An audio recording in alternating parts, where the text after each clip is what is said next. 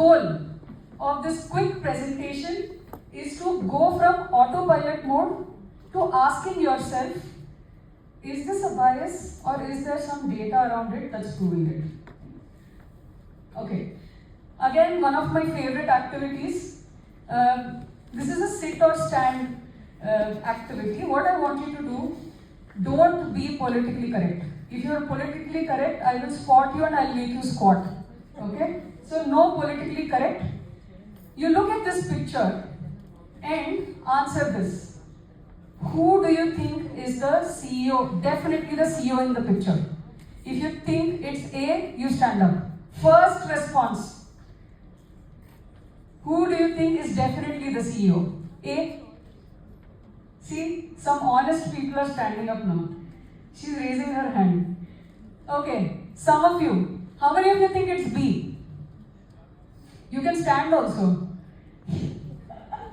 People are choosing to raise their hand. How many of you think it's C? Higher for A and C. How many of you think it's D? Oh, lot for D. And how many of you think it's E? Some of you. Okay, great. I have run this exercise for hundreds and hundreds of groups, and it is reflective of how you are responding.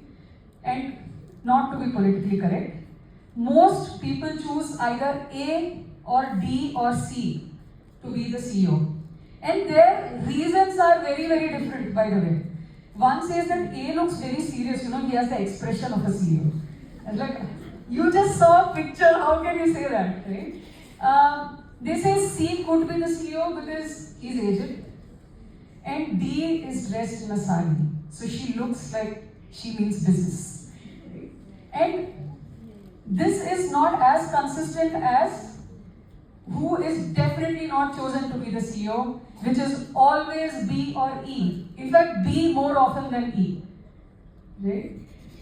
I ask people, why do you think that's the case? It doesn't look that serious. The other person who took a while and said, I noticed that B and E are wearing lanyards. Most of the seniors don't wear lanyards. That's why they cannot be the CEO. But think about it, and I've done this, I said hundreds of sessions, which is thousands of people. All of us have different upbringing, but our mind is giving us a very similar response to this. Because we've seen a certain picturization of certain roles, which is why we are looking at it like this. Who is the CEO? CEO is who we choose the CEO to be. Okay, what do we do? Right? And there's nothing wrong with being biased, but it is important to understand that we are being biased. And let me break one myth while we are speaking about it. You see this hall and a lot of women are wearing heels, right? Most of the men are not, but heels were originally created for men. Originally created for men for horse riding. You know what else was originally created for men? Skirts. I see some of you nodding heads, but most of you are actually shocked and surprised. But that is true. And now we've seen heels which are impractical going into fashion industry. And the moment they became impractical, men actually stopped wearing that. I would also stop at some point in time. So yeah, what do we do when we notice biases? We will intervene. We will use something called the spotted to shifted framework. But before that, I want to talk about something very specific, and I want you to be conscious about this. When you look at a gender, there is an assumed competence or incompetence. Right? And this is just an example. You may not agree with it, but this is the majority viewpoint. If you look at, say, and there was a lot of conversation about caregiving that did happen in the sessions in the morning. So you assume that a woman is competent in parenting. But if you look at a supply chain manager, you would assume that a man is more competent. Similarly, HR, and I am also from HR, you would see most of the HR folks would be women. You have men, but mostly it is women. And cricket, men. You go in the weekend, take any empty space in Hyderabad, there will be 10 men, groups of 10, 11 men playing cricket. You would notice that. And anytime I walk through that place, they're like, grow a ball. Right? So, cricket, mainly men, organizing events, maybe women. Right? And sales, which is probably travel heavy, would be men. You may want to deny it, right? But that is the reality. Why am I talking about this? Now I want to move to the workplace. In the workplace, this is how a lot of decisions get made. You look at a person, you look at a profile, you assume that this is the best possible fitment, and you make those decisions. My humble request to everybody here is to when you are making the decisions, please understand if there is data around it. Trust me, more than a decade ago, I was in manufacturing in a chemical industry, wearing that safety helmet and the shoes, the safety shoes, which are like really thick and heavy. And since I was the first batch of women who was hired, it was very tough to navigate. Right? Forget the infrastructure that was not available. I used to always have all the managers come and say, don't walk there. You know, acid is falling there. I was like, Baba, acid falls on the guy also, he will get hurt. But that is there, and it was very tough for people to accept women in one role, which was manufacturing. And trust me, we were just 2 women among 450 men. So it was a very different ballgame for us. So, getting back to what should you take away from this? When you are making a decision, should a person be hired for sales? You ask this question.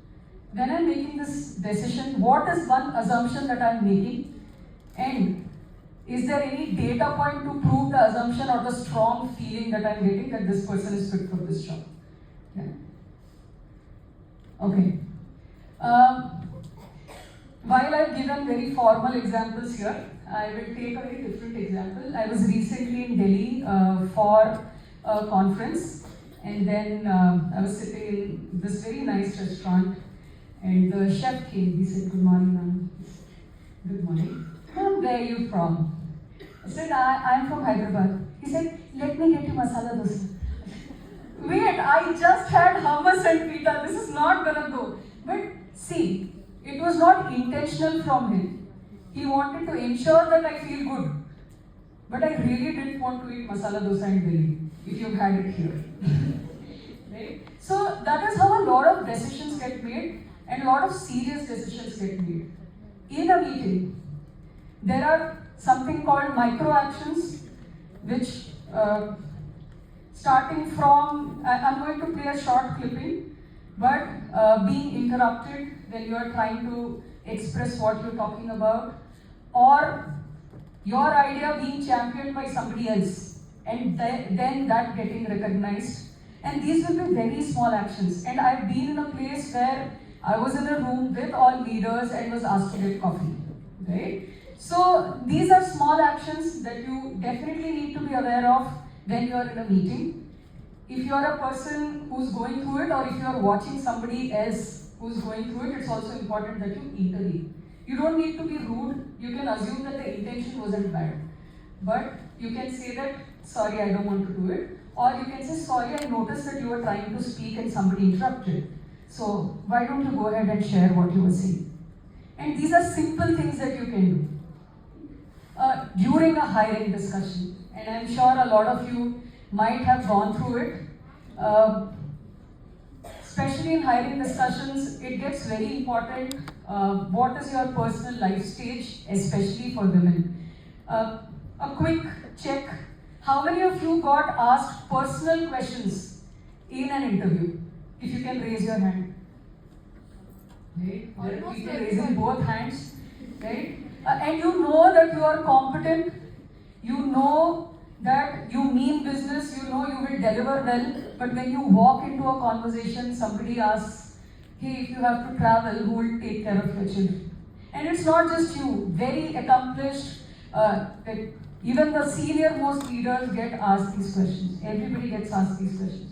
So firstly, if you are in a position of influencing the culture, do a dipstick check and understand if this is happening to others. If it happened to you, please share the feedback with the organization. If they don't take the feedback, maybe it's not worth joining. But if you are in a position that can influence this action, then go ahead and actually stop this culture. And this is just one example, there will be many. And of course, promotion discussions. I am sure some of you at least would have participated in discussions where promotions were happening, and you would have heard, I don't think she can handle this kind of responsibility. So we need less of that. We need that to be challenged by real data points.